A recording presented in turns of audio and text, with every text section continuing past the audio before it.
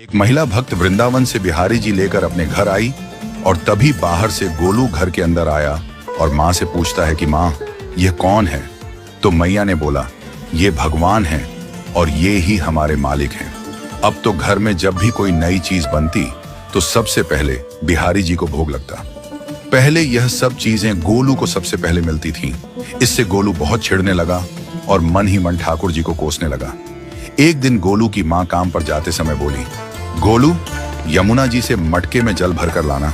जब गोलू पानी भरने के लिए जाने लगा तो जाते जाते बिहारी जी को कहने लगा, खाने के लिए तो सबसे पहले तैयार रहते हो, लेकिन काम तो मुझे ही करना पड़ता है। अगर यहाँ रहना है तो काम करो। कहकर गोलू यमुना जी से जल भरने के लिए चल पड़ा। गोलू जब यमुना जी में जल भरने लगा तो उसने देखा कि यमुना जी के अंदर बिहारी जी विराजमान हैं और कह रहे हैं, ला गोलू, घड़ा हम भर देते हैं। गोलू उनको देखकर हैरान हो गया और बोला, नहीं नहीं, मैं अपने आप भर लूंगा। लेकिन ठाकुर जी ने उसके हाथ से घड़ा ले लिया और भरकर घर ले आए। गोलू घर आकर डर रहा था कि अगर माँ को पता लगा कि मैंने ठाकुर जी से काम करवाया है तो आज मेरी पक्की पिटाई होगी। माँ ने घर आकर बिहारी जी को गीले कपड़ों में देखा तो एकदम से हैरान हो गई और कहने लगी कि गोलू, ये जरूर तेरी शरारत है, जरूर तूने ही इन पर जल डाला है। गोलू ने अपनी माँ को समझाने का बहुत प्रयास किया, लेकिन माँ ने उसको डांट कर चुप करा दिया और ठाकुर जी के भीगे हुए वस्त्रों को बदलने लगी।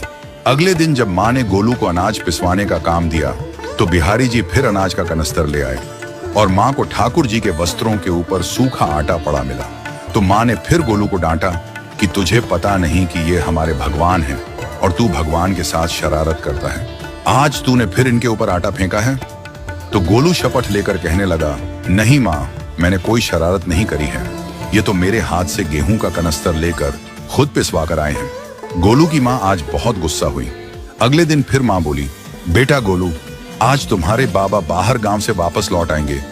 बस आज का ही काम है, तुम जंगल से थोड़ी लकड़ियां ले आना। गोलू फिर डर गया, कहीं ठाकुर जी फिर मेरे पीछे ना आ जाएं। गोलू ने माँ को बोला कि मैं चला तो जाऊंगा, लेकिन बिहारी जी को समझा लो, वो मेरे पीछे ना आई। उसकी माँ हंसकर बोली, हाँ हाँ समझा दूंगी, तुम जाओ तो सही। गोलू जल्दी जल्दी लकड़ियां लेने जंगल में चला गया और माँ काम पर चली गई। लेकिन उस दिन माँ काम से जल्दी वापस आ गई और देखा बिहारी जी अपनी चौकी पर विराजमान नहीं है। वह तो एकदम से घबरा गई कि कहीं गोलू की शरारत तो नहीं। वह भागी भागी जंगल की तरफ गई। तभी उसने देखा कि गोलू के साथ एक इंसान लकड़ियों को लेकर घर आ रहा है। गोलू की माँ यह देखकर हैरान हो गई कि यह तो बिहारी जी हैं। ये क्या हमारे भगवान हमारा काम कर रहे हैं? इसका अर्थ गोलू ठीक कह रहा था। वह जल्दी जल्दी भागकर ठाकुर जी के पास गई और लकड़ियां उनके हाथ से लेते हुए उनके चरणों में गिरकर रोती हुई बोली, हे बिहारी जी, ये आप क्या कर रहे हो? मुंह गरीब का काम क्यों कर रहे हो?